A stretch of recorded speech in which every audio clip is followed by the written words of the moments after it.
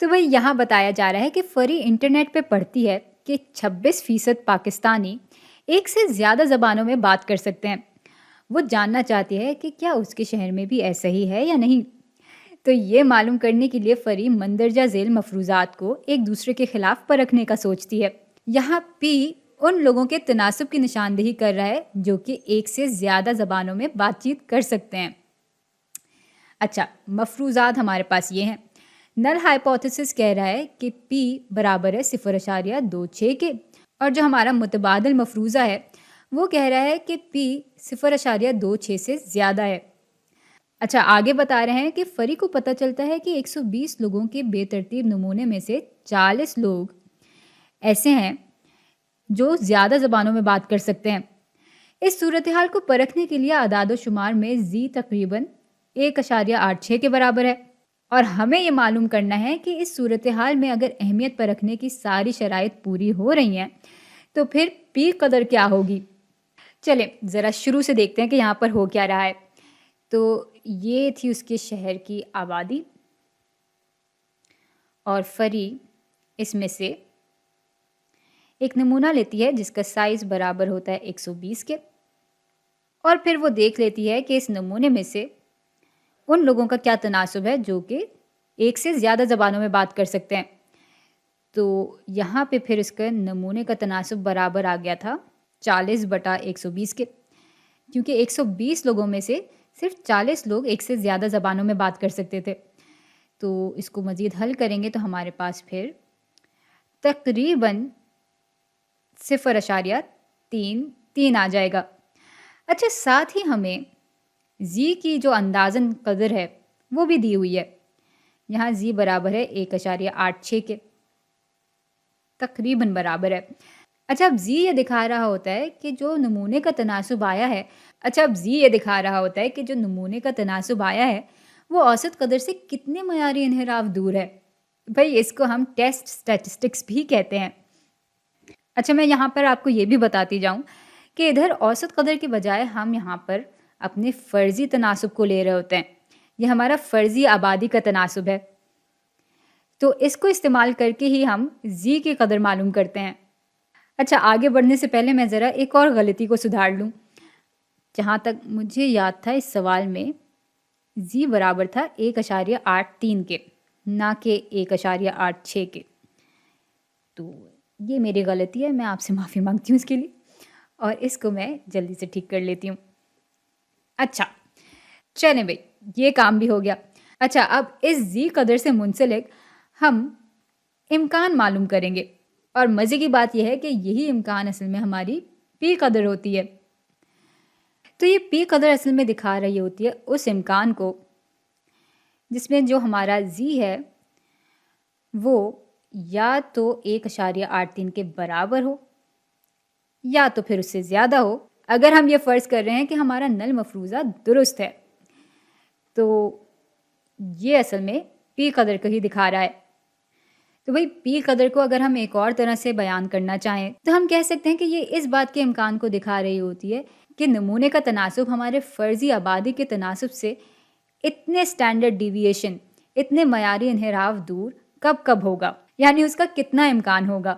اور یہ ساری چیزیں کرتے وقت ہم ابھی بھی یہ فرض کر رہے ہیں کہ اہمیت پرکھنے کی ساری شرائط پوری ہو رہی ہیں، اور اگر یہ ساری شرائط پوری ہو رہی ہیں تو ہم یہ مان لیتے ہیں کہ یہ پھیلاؤ اصل میں عام شکل کا ہے۔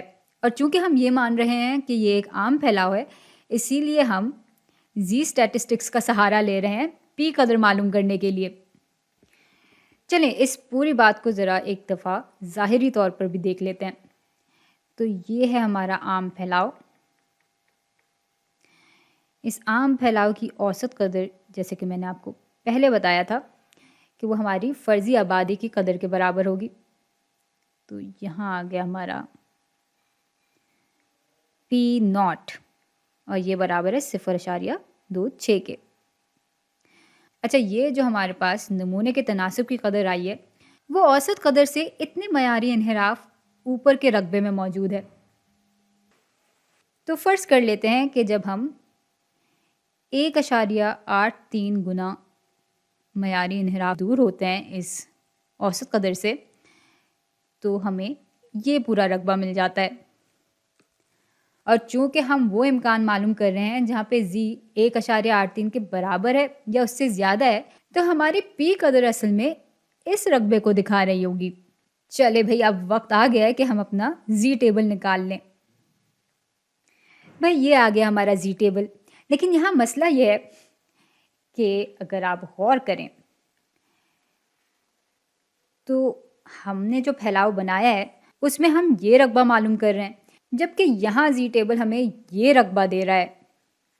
تو اس کو پھر ہم کس طرح سے حل کریں؟ بھائی مزے کی بات یہ ہے کہ عام پھیلاؤ ہمیشہ ہم آہنگ ہوتا ہے، یعنی سیمیٹریکل ہوتا ہے۔ تو اوسط قدر کے اس طرف جو رقبہ ہے اور اوسط قدر کے اس طرف جو رقبہ ہے وہ بالکل ایک دوسرے کے برابر ہے۔ اس لیے جو یہ رقبہ ہے وہ برابر ہوگا اس رقبے کے۔ ہاں، فرق صرف اتنا ہے کہ یہاں پر ہم اوسط قدر سے 1.83 معیاری انحراف اوپر جا رہے تھے، اور یہاں پر ہم اوسط قدر سے 1.83 معیاری انحراف پیچھے جا رہے ہیں۔ تو اب چونکہ ہم پیچھے جا رہے ہیں اس لیے زی کی قدر منفی میں آ جائے گی، تو یہ حصہ برابر ہو جائے گا منفی 1.83 معیاری انحراف کے۔ اور مزے کی بات یہ ہے کہ اس ٹیبل میں ہمیں ویسے ہی زی کی قدر نیگیٹو میں دی ہوئی ہے، تو یہ تو اچھا ہو گیا۔ تو منفی 1.8 کچھ یہاں ہے، اور یہ ہے 0.03 کا کالم، تو منفی 1.83 یہاں پر آ رہا ہے، تو یہ برابر ہے 0.0336 کے۔ چلیں اس ٹیبل کو ہٹا دیتے ہیں۔ یہ جو رقبہ ہے یہ برابر ہے 0.0336 کے، اور جیسا کہ ہم نے بس تھوڑی ہی دیر پہلے بات کی تھی کہ چونکہ عام پھیلاؤ ہم آہنگ ہوتا ہے، اس لیے یہ جو رقبہ ہے یہ برابر ہوگا اس رقبے کے۔ تو بھائی یہ رقبہ بھی اس ہی امکان کو دکھا رہا ہوگا، اور یہی ہماری پی قدر ہے۔ اس کو میں لکھ بھی دوں۔ اچھا، اس سوال کو ہم آگے حل نہیں کر رہے، یعنی یہاں پر ہم یہ نہیں دیکھیں گے کہ یہ مفروضہ درست ہے کہ نہیں ہے، کیونکہ بھائی سوال میں ہم سے یہ پوچھا ہی نہیں گیا، ہم سے صرف پی قدر معلوم کرنے کے لیے کہا گیا تھا، اور وہ ہم نے معلوم کر لی ہے۔ تو بس اس ویڈیو کے لیے اتنا ہی ہے، اب اگلی ویڈیو میں ملتے ہیں۔